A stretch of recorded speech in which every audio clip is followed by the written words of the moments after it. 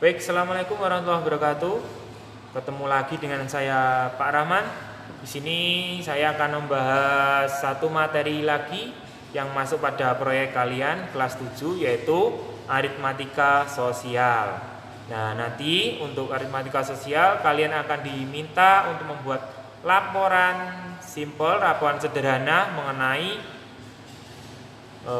harga jual, harga beli, keuntungan, rugi. Di situ ya, nanti ada itu. Nah, kita langsung saja masuk kepada materi yang selanjutnya, yaitu ini materi yang kita akan bahas untuk yang pertemuan kali ini, yaitu yang pertama harga beli, harga jual, untung atau rugi, diskon atau rabat. Ini bruto, tara, dan neto. Dan yang keempat kita tidak bahas karena itu masuk ke ranah finance atau perbankan. Nah, kita tidak bahas untuk yang itu. Jadi yang pertama kita akan bahas mengenai harga jual. Harga jual itu apa, Pak? Jadi harga jual adalah berapa yang kita inginkan untuk menjual barang dengan hasil keuntungan yang kita inginkan. Jadi harga jual sama dengan harga beli ditambah dengan keuntungan yang kita pengen dapat. Misalkan kita ingin mendapat keuntungan 10.000 dari harga beli barang 50.000, maka kita harus menjual dengan harga 60.000, seperti itu. Kalau mencari harga beli gimana, Pak? Harga beli itu didapat dari harga jual dikurangi untung. Nah, itu didapat harga beli. Baik, kita langsung bahas dulu. Saya bacakan sesuai slide aja biar mudah, kalian tidak bingung. Jadi presentase keuntungan digunakan untuk mengetahui presentasi keuntungan dari suatu penjualan terhadap modal yang dikeluarkan. Penjualan terhadap modal yang dikeluarkan, rumusnya untuk mencari keuntungan adalah harga untung sama dengan harga jual dikurangi harga beli. Itu untuk mencari untung. Untuk mencari persentase keuntungan, yaitu adalah persentase keuntungan sama dengan dalam kurung untung dikalikan dengan 100% dibagi harga beli. Terus kita masuk ke contoh soal. Pak Ridwan membeli sepeda motor bekas dengan harga 4 juta rupiah. 1 minggu kemudian sepeda motor tersebut dijual kembali dengan harga 4.250.000 rupiah. Tentukan persentase keuntungan Pak Ridwan dari hasil penjualan motor tersebut. Kalian siapkan kertas dan alat tulis. Kita mulai dari atas. Nah, soalnya seperti itu. Langkah pertama yang kita lakukan adalah ditulis diketahui. Yang pertama, harga beli sama dengan 4 juta. Terus harga jual 4.250.000. Untung sama dengan 4.250 dikurangi 4 juta. Ditanya persentase keuntungan, tanda tanya. Jawab. Persentase keuntungan sama dengan dalam kurung 250.000 ya, dikalikan 100% dibagi 4 juta. Untuk lebih detailnya kita lihat slide berikut. Silakan ditulis dan dipahami.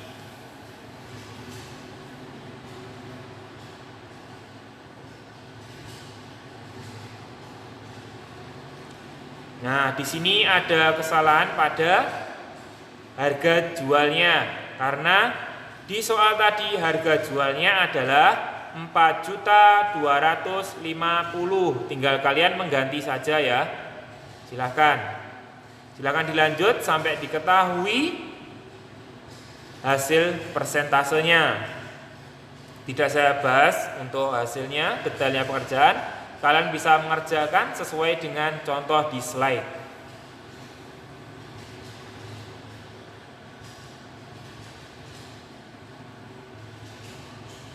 Untuk lebih memudahkan, bisa kalian screenshot sebagai gambar dan bisa kalian ulang berulang kali untuk pembahasan soal-soal selanjutnya. Bapak akan lanjut untuk materi selanjutnya, yaitu presentase kerugian. Kerugian dan keuntungan itu untuk mencarinya sama, tinggal kalau kita mencari untung itu berarti jumlah penghasilan atau harga jualnya itu lebih besar dari harga beli. Itu namanya untung.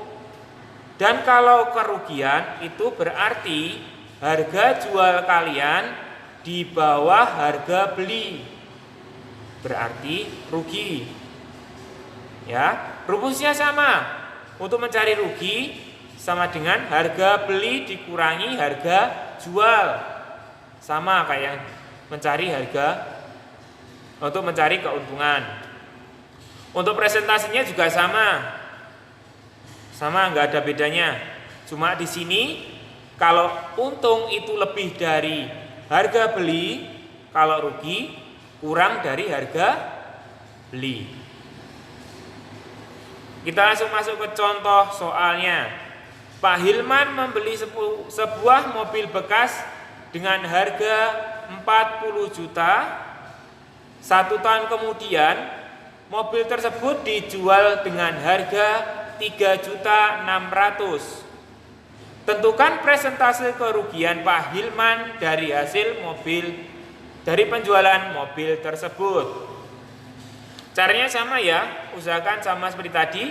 Kita tulis dahulu diketahui harga beli sama dengan 40 juta. Sudah, harga jual 3.600.000. Rugi sama dengan 40 juta dikurangi 3.600.000 sama dengan, silakan kalian kerjakan. Setelah diketahui rugi, kita masukkan pada rumus presentase rugi sama dengan dalam kurung ruginya berapa tadi, tuliskan dikali 100%, terus dibagi 40 juta. Sudah, untuk lebih detailnya kalian simak pada slide berikut. Bisa kalian screenshot untuk kalian ulang di rumah, untuk kalian latihan, untuk mengerjakan. Seperti biasa untuk matematika seringkali kalian belajar untuk mencoba soal-soal baru. Dengan cara untuk pemahaman dasar, kalian coba pahami dulu contoh soal ini. Setelah kalian paham, kalian ganti angkanya mendekati angka contoh soal. Ganti aja sedikit. Setelah sudah selesai, kalian ganti lagi. Lakukan berulang supaya kalian lebih paham. Bapak lanjut untuk materi selanjutnya, yaitu menentukan harga jual, harga beli jika presentasi untung atau rugi diketahui. Bapak sampaikan ini kenapa? Karena di luar sana untuk permasalahan ada banyak sekali nanti model soalnya, model permasalahannya. Kalau ini diketahui prosentasenya. Kalau yang depan tadi kalian suruh mencari prosentase. Untuk yang ini kita sudah ketahui prosentasenya. Yang kita cari adalah harga belinya dan harga jualnya. Seperti itu. Kita masuk ke pertama. Jika persentase keuntungan yang diketahui rumusnya adalah ini.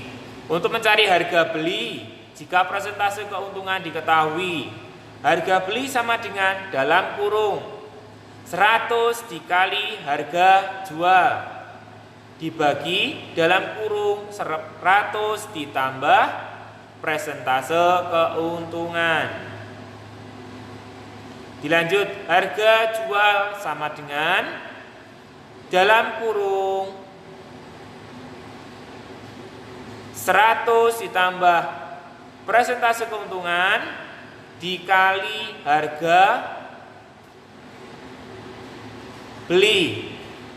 Untuk kurung sudah dibagi 100. Perhatikan sesuai dengan yang Bapak sudah sampaikan pada materi sebelumnya, bahwasanya apa yang di dalam kurung dikerjakan dahulu, karena tanda kurung pertanda harus dikerjakan dahulu. Seperti itu, pahami perbedaan antara presentasi keuntungan dan kerugian terletak pada tanda penjumlahan dan pengurangan. Kalau pada presentase keuntungan di situ terlihat 100 ditambah presentase untung.